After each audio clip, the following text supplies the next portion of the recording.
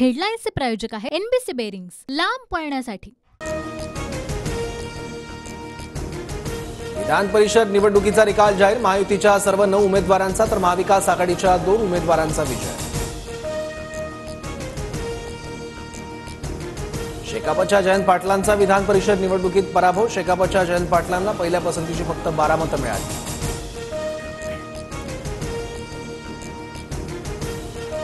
विधान परिषद निवडणुकीत ठाकरे गटाचे मिलिंद नार्वेकर विजयी। काँग्रेसच्या दुसऱ्या पसंतीच्या मतांमुळे नार्वेकरांचा विजय।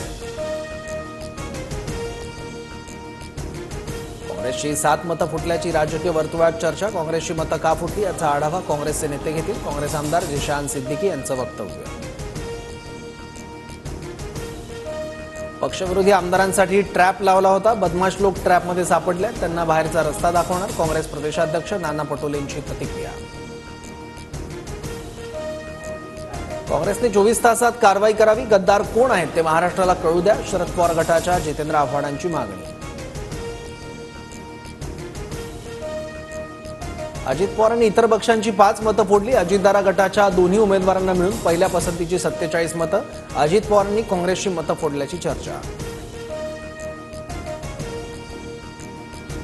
विधान परिषद निवडणुकीत शिंदे गटाचे दोन्ही उमेदवार विजयी। भावना गवळींना 24 तर कृपाल तुमानेंना 25 मतं।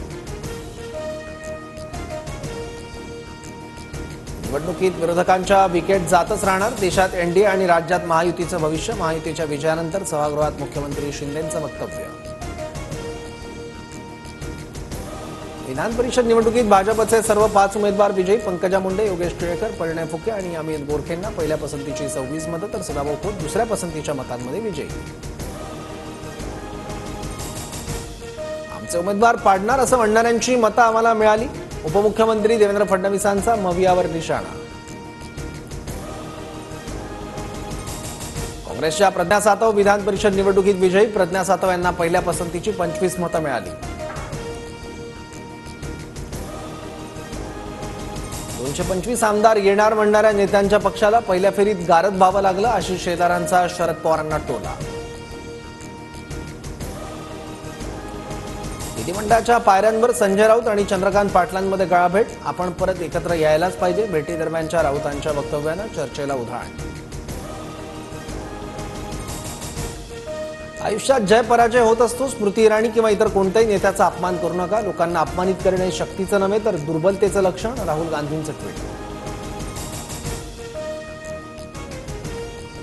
25 जून संविधान हत्या दिवस म्हणून पाळण्यात येणार। केंद्र सरकारकडून अधिसूचना जारी। 25 जून 1975 ला देशात आणीबाणी लागू करण्यात आली होती।